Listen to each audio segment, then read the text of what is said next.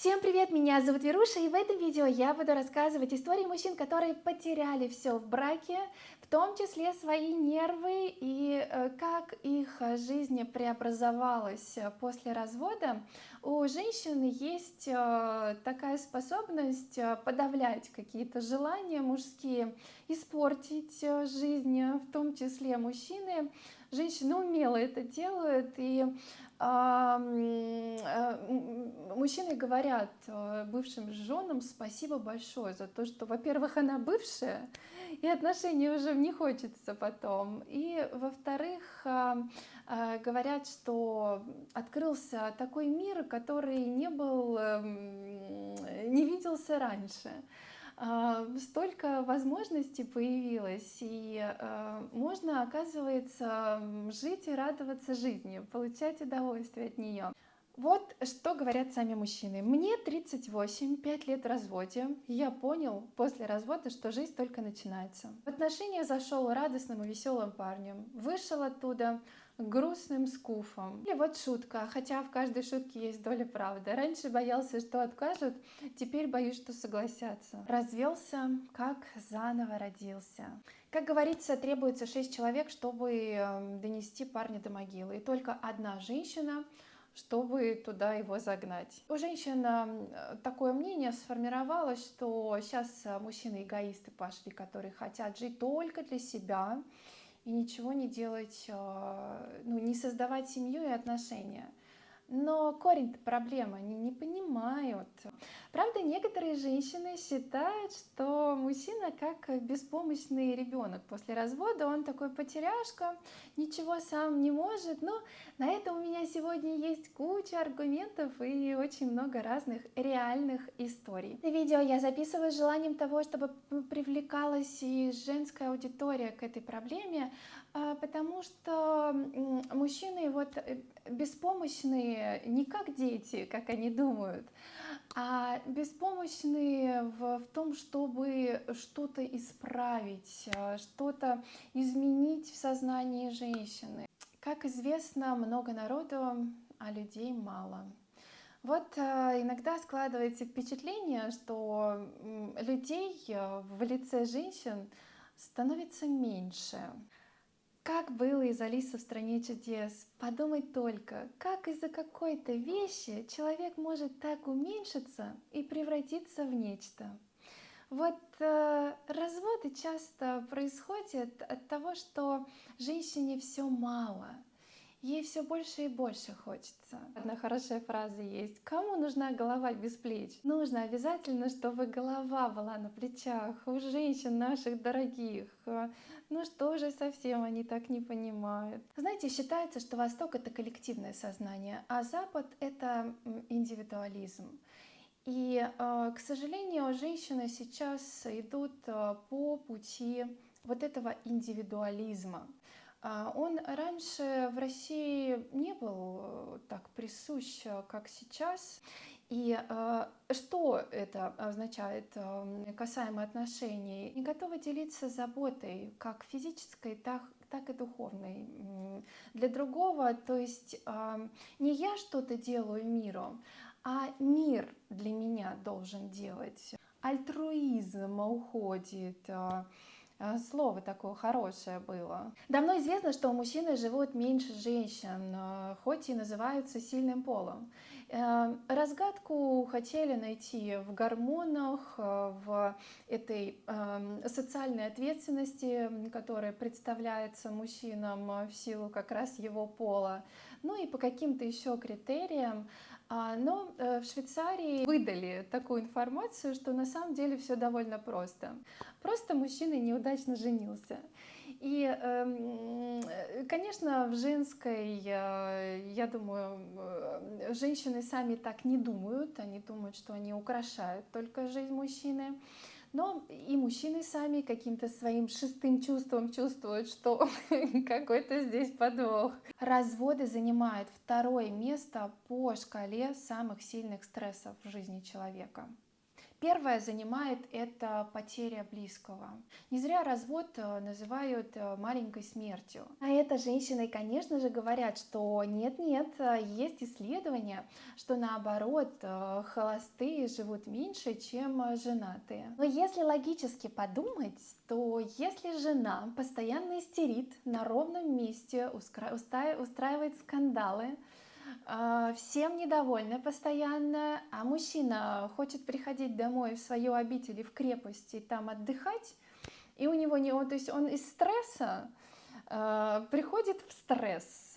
Конечно же, это не укрепляет, я думаю, сосуды и не укрепляет сердце мужское. Это как почему коты живут дольше кошек, да, то есть ну, кошки вот испытывают этот стресс в силу того, что они вынашивают котят. Но здесь получается вот в животном мире так, в людском мире по-другому. Как бы женщины не говорили, что мужчины холодные, бесчувственные, ничего не переживают, мужчины очень близко к сердцу воспринимают развод, какое-то расставание. Мало случаев, когда женщина просто мужчину довела до инфаркта. И мужчина лечился просто долгое время. И ты один раз засунул палец в розетку и тебя током ударило, но, наверное, ты больше так делать не будешь. Поэтому никто не хочет, чтобы тебя снова ударило. Перехожу я к реальным историям. Мужчине 39 лет, в браке запил, так его задавила жена, не ценила все, что он делал. После брака перестал пить, сбросил вес, занялся спортом. Домой захотелось, что очень важно, возвращаться. Когда я училась, мне моя преподавательница сказала, она говорит, ты должна и из дома уходить с удовольствием, и с работы должна домой тоже с радостью уходить. А сейчас, получается, мужчины вообще не с радостью приходят домой, на какую-то пытку просто. Перелюбил — развелась, недолюбил — развелась, мало уделяет время — развелась, встретила побогаче — развелась, заболел — развелась, доела бытовуха — тоже развелась. Не угодишь. Вот мужчина мне пишет в комментариях, а зачем мне женщина, которая меня не радует, когда я прихожу домой, не радуется, на лице нету радости. И только одно недовольство я вижу, вот это недовольное лицо постоянно. Пусть обижается в другом месте каком-нибудь. Вот одна из историй мужчины. Привез девушку из глубинки. Он просто ее как вот неограненный бриллиант, он огранку сделал, упаковал ее. И вот на ровном месте она стала устраивать какие-то выносы мозга, что ей тоже, в общем-то, подавая уже там, хочу быть не царицей морской, хочу быть. Вот. И мужчина вот это, кстати, какое-то время терпел.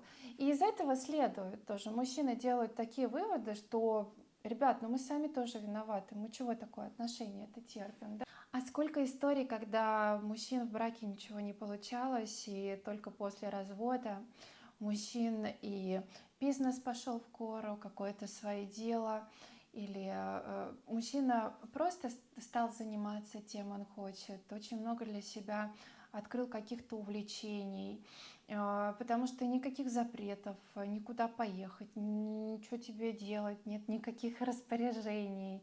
Мужчина просто, как это, выдыхай, бобер. Мужчина просто, как бобер, выдохнул. Вот история молодой пары. Съехались, и девушка сказала, что готовить она не собирается. Тогда мужчина, молодой человек, не потерялся, он сказал, хорошо, тогда давай платить вместе счета, там, ЖКХ. Она сразу начала говорить, ты не настоящий мужчина, ты как такой вообще тебе пришло в голову? Ну, из серии «Я же девушка, да, как так можно?» Вот где справедливость, спрашивается? Говорят, что женщины всегда лезут, они хотят все контролировать, они хотят все менять. Ты хочешь развиваться, они это убивают на корню. И вот мужчины говорят: я теперь, кажется, стал понимать, почему придумали патриархат. Вот еще одна история. Пережил 17 лет, в общем, брака. Было 2 брака. Был верный как пес, все делал, но растоптали все чувства, еще потом там изменили. Тоже сейчас не очень редко встречаются такие истории.